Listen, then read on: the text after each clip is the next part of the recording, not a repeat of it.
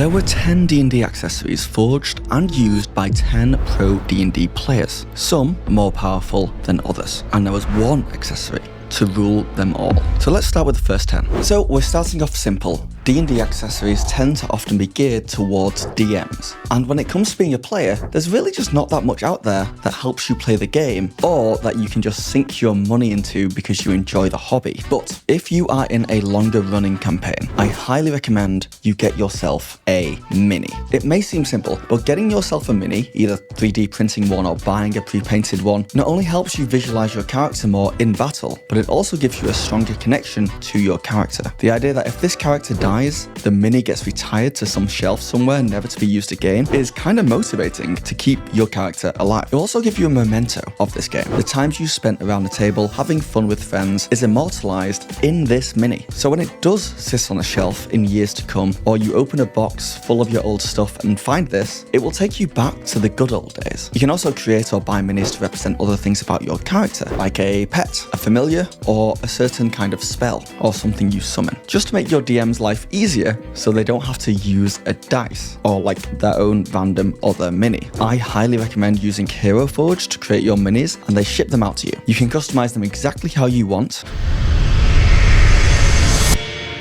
Okay, the accessories in this video are very powerful. That felt like something was watching me.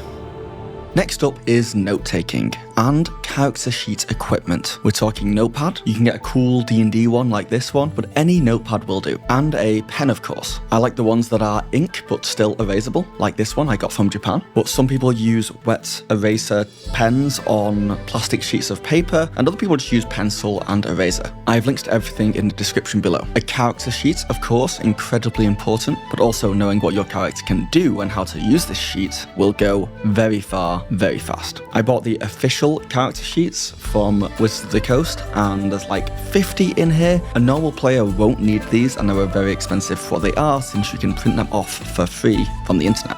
Or you can just use some kind of tablet or laptop. Getting a laptop like this that folds into a tablet is super useful for jumping between character sheets, like using it in a more traditional way, and an easy way to note take or look up spells and stuff. And look, if you are a new player, the best way to get immersed into the story and the world and really impress your DM is to take notes. You'll simply take in more that way. I appreciate that on Laura's notepad, the whole page just reads Laudna is dead. Well, it technically says Laudna is nerd. And I speak for all DMs out there when I say we notice and we appreciate it.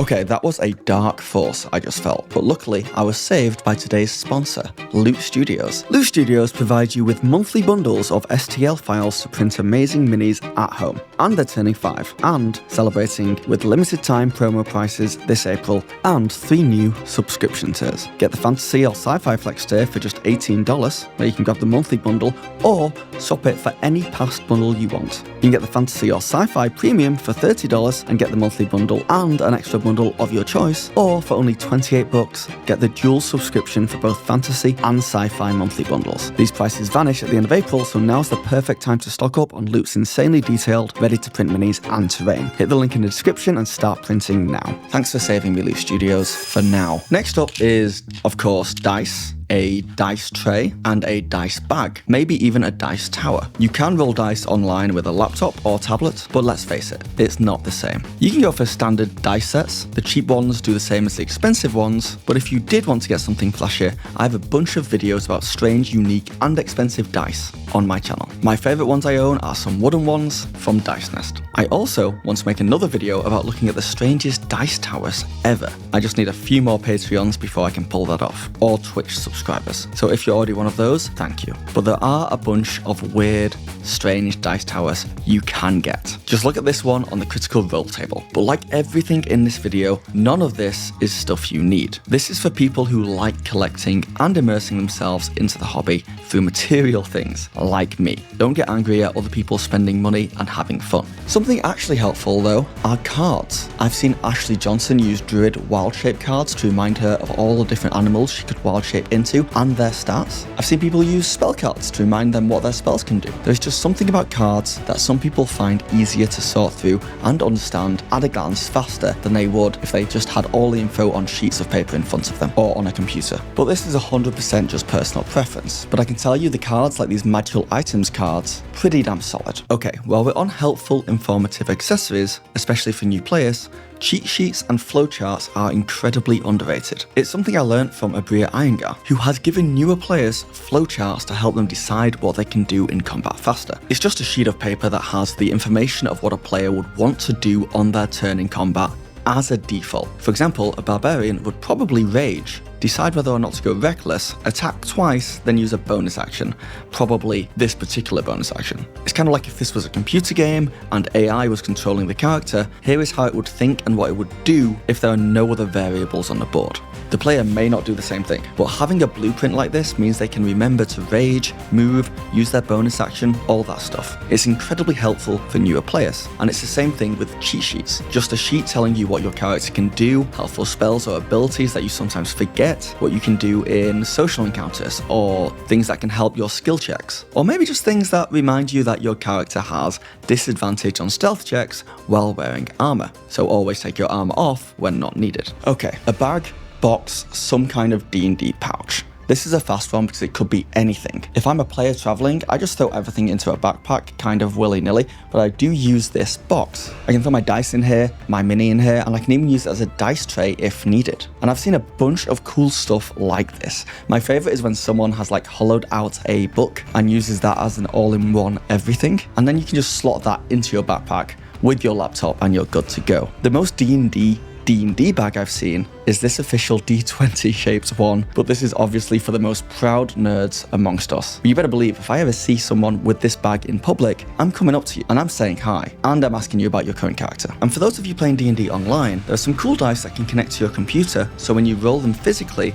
it pops up for you and your friends online. But be careful, because these are not created equally. I got this cheap D20 on Amazon, and honestly, it barely does what it's supposed to, and I don't think it's balanced at all. But on the other end of the spectrum, I've heard really good things about pixel dice, but they are not cheap. But they do light up and look awesome. I'm actually hoping to get my hands on one soon so I can do a full deep dive review, so stay tuned for that. Next up, something I do not have, but I have players who have one, and honestly, I'm very jealous. A 3D printer will go a very long way. Obviously not a small accessory by any means, definitely not a cheap one, and I would even say it's more useful for a DM than a player anyway. But I have players who straight up printed their minis, dice trays, dice towers, and just incredibly creative stuff I've never even thought about. And you get to print out cool terrain pieces too, like this tree or this rock that you can just straight up gift to your DM like these were gifted to me by one of my players. And trust me, DMs will appreciate that. It just prints out useful things. Health potions. This is once again something I see used a lot at the Critical Role table, and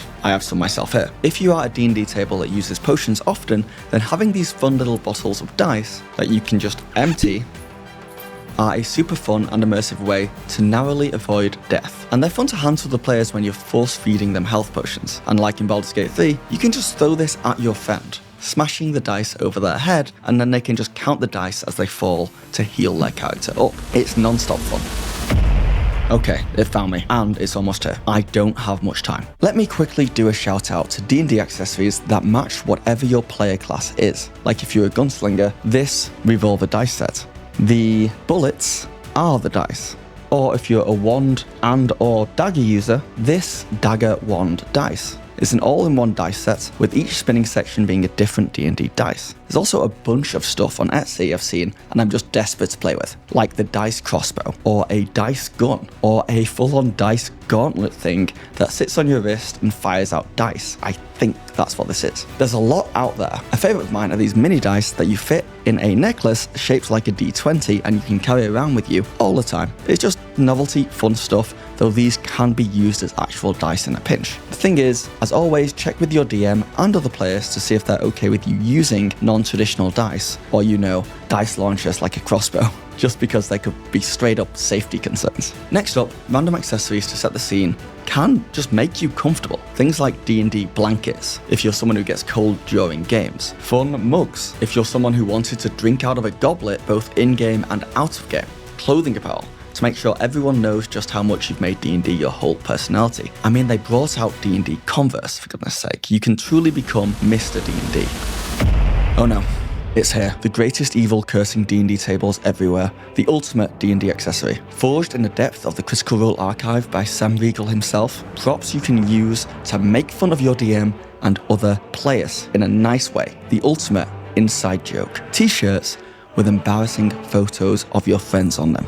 Props and accessories you can use in the moment. So when you and your friends reminisce in the future, you can say, remember that one time during that one D&D game where that player did that thing with that prop? Hilarious. Just be very careful because it's very easy to be annoying with this stuff. So actually err on the side of caution. Watch this video here about the different types of D&D players to find out what type you are and subscribe. Thanks for watching.